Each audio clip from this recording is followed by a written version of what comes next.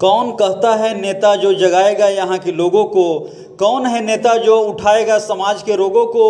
कितने चेहरे लगे हैं चेहरों पर? क्या हकीकत है और क्या सियासत क्या? नमस्कार, आप देख रहे हैं मेरा भारत मीडिया और मैं हूं रमाकांत सिंह। तो हर खबर आपके साथ आपके यहाँ तो रुक कर लेते हैं इमामगंज से। औरंगाबाद लोकसभा क्षेत्र के इमामगंज से भवानी सिंह जो जिलाध्यक्ष जन अधिकार पार्टी के हैं और पूर्व अध्यक्ष मगध विश्वविद्यालय के हैं और साथ ही अभी नगर पंचायत प्रतिनिधि हैं, उन्होंने साफ साफ बताया है कि यहाँ जो क्षेत्र में विकास है बिल्कुल सांसद के द्वारा नहीं किया गया है। आइए जानते हैं नगर पंचायत प्रतिनिधि ने बातचीत के दौरान क्या कुछ बताया। दे रहा हूँ कि एनडीए से कौन उम्मीदवार होंगे नहीं होंगे ये मैं अभी इस पर नहीं कह सकता हूँ, लेकिन अगर जो एनडीए से सुशील कुमार उम्मीदवार होते हैं तो निश्चित है कि इमामगंज की जनता पिछले बार इनको 30,000 से जिताने का काम किया था, इस बार 30 से 40,000 से हराने का काम करेगा, ये एकदम निश्चित है। बात करेंगे, हम सिर्फ इमामगंज प्रखंड की ही बात नहीं कर रहे हैं, हम तो पूरे विधानसभा घूमते रहते हैं। जो वर्तमान सांसद हैं उनके प्रति बहुत ही रोष है इमामगंज विधानसभा के लोगों के मन में। इमामगंज विधानसभा के लोग हर बार जब भी वो चुनाव लड़े तो इमामगंज से कभी 25,000 से कभी 30,000 से उनको जिताने के काम किए, लेकिन अब इमामगंज विधानसभा के लोग अपने किसी कार्य को लेकर के उनके पास जाते हैं, सार्वजनिक काम को लेकर के भी जाते हैं तो उनका इस तरह का स्टेटमेंट होता है। जैसे रेलवे लाइन को लेकर के इमामगंज विधानसभा से 11 सदस्यीय टीम उनसे मिलने गई तो उनका स्टेटमेंट हुआ कि इमामगंज के लोग लंबा लंबा सपना देखे लगा है तो इमामगंज के लोग का चांद तारा चाहिए अब, इस तरह का स्टेटमेंट होता है।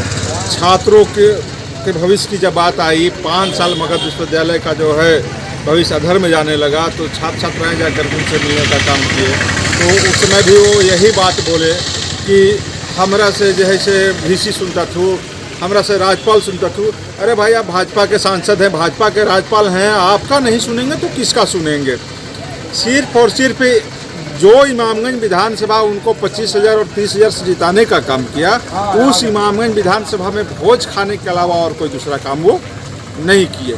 आप देख सकते हैं भटबिघा का गांव जाकर के देखिए, उस गांव के 99% लोग उनको वोट दिए, लेकिन आज तक उस भटबिघा गांव में एक गिट्टी नहीं जुटा, एक ईटा नहीं जुटा, तो और कहाँ जा सकता है?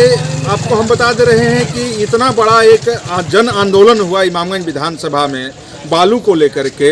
इमामगंज विधानसभा के लोग पूर्ण रूपेण कृषि पर जो है निर्भर हैं, लेकिन यहाँ कृषि के लिए कोई जल संरक्षण की व्यवस्था सरकार के द्वारा आज तक नहीं की गई है। बरसाती नदियों के माध्यम से ही यहाँ खेती हो पाता है और अगर जो बारिश नहीं हुआ तो यहाँ खेती नहीं हो पाता है। उन बरसाती नदियों को भी जब समाप्त करने का काम किया जाने लगा तो इमामगंज विधानसभा के लोग आंदोलन करने लगे, लेकिन उन आंदोलनकारियों से एक बार भी हमारे सांसद महोदय मिलने का काम नहीं किए। गरीब महिलाओं को जबरदस्ती पकड़ करके भूमाफियाओं के द्वारा FIR कर दिया गया गलत सलत तरीके से, तो गरीब महिलाओं को जबरदस्ती पकड़ करके जेल भेजा जाने लगा। किसी जो है भवानी सिंह को जो है अरेस्ट करने प्रशासन के लोग नहीं आ रहे हैं, लेकिन आंदोलन में जो गरीब और कमज़ोर लोग हैं उनके घर में 50-50, 40-40 पुलिसकर्मी घुस करके उनको पकड़ करके जेल भेजने का काम कर रहे हैं। उस समय हमारे सांसद महोदय जो है वो मौन धारण किए रहे। तो सबसे बड़ा तो इतना आक्रोश है इस विधानसभा में बालू उठाव को लेकर के ना, कि इस बार तो जो है जमानत जब्त हो जाएगा इमामगंज विधानसभा से। माननीय जो वर्तमान सांसद महोदय हैं एकदम पूर्ण रूपेण बदलाव चाहते हैं, वैसे सांसद को हम लोग क्यों चुनेंगे?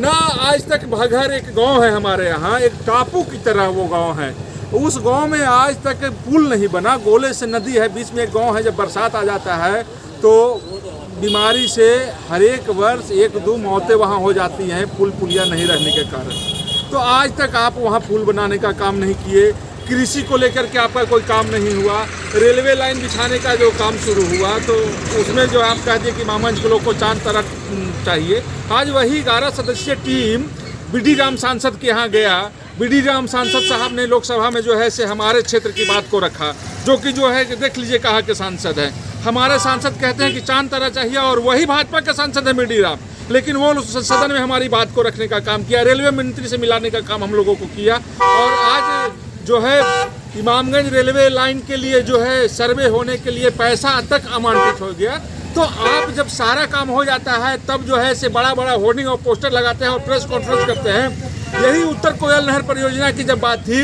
सारे गोकुल सेना के लोग जो है धरना पर हमेशा बैठने का काम करते थे, लेकिन एक बार भी सांसद महोदय वहाँ धरना पर नहीं गए।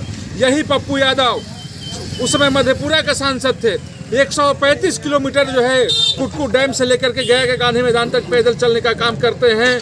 उत्तर कोयल नहर परियोजना को लेकर के दो बार संसद में अपनी बात को रखने का काम करते हैं। और जब परियोजना पर काम शुरू होता है, जब प्रकाश जावड़ेकर, नरेंद्र मोदी सब उस पर जो है अपना ध्यान देते हैं, प्रकाश जावड़ेकर केंद्रीय मंत्री उस समय से जब आते हैं, तो सुशील बाबू बड़ा सिर्फ होर्डिंग लगाने का काम करते हैं। सर कब तक जो है ये इस तरह का जो है ओछी राजनीति कीजिएगा?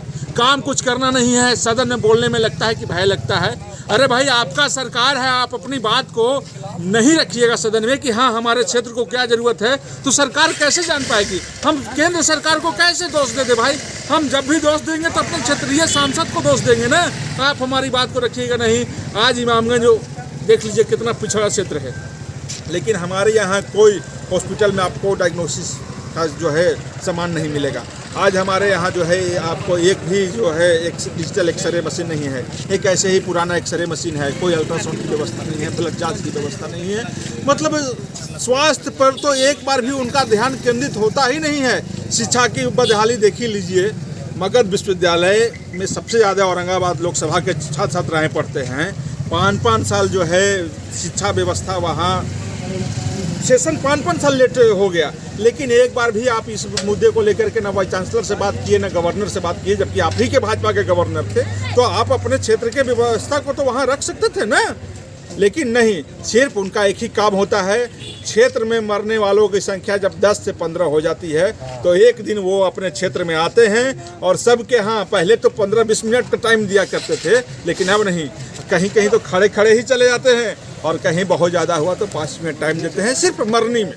इसके अलावा आप ही के क्षेत्र के एक व्यक्ति हैं, वो भी पॉलिटिकल आदमी हैं, आपको फकीरचंद दास जी, उनका बेटा जब रांची के रिम्स में भर्ती था, उन्होंने आपसे गुहार लगाई कि महोदय हमने आपके लिए चुनाव में रात दिन एक कर दिया, हमारा बेटा जो है बहुत ही बदतर स्थिति में है हॉस्पिटल में, हमको पैसा कौड़ी आपसे नहीं चाहिए, सिर्फ एक फ़ोन कर दिए। वो कहते हैं कि तू तो दूसर पार्टी में चल गया। अरे भाई, आप जीत के आए तो जो है सांसद पूरे लोकसभा के न है कि जो है आप किसी पार्टी विशेष के सांसद बन के रह जाते हैं। और उनकी बेटे की मृत्यु हो जाती है, लचर व्यवस्था के चलते उनको सही इलाज नहीं मिल पाता है। और कितना कहें, शिक्षा में वही हाल है, स्वास्थ्य में वही हाल है, रोजगार में वही हाल है, कृषि में वही हाल है, कहीं पर आपका कोई ध्यान नहीं है, ना सड़क बनेगा ना नाली बनेगा, तो क्यों क्षेत्र के लोग आपको वोट देंगे?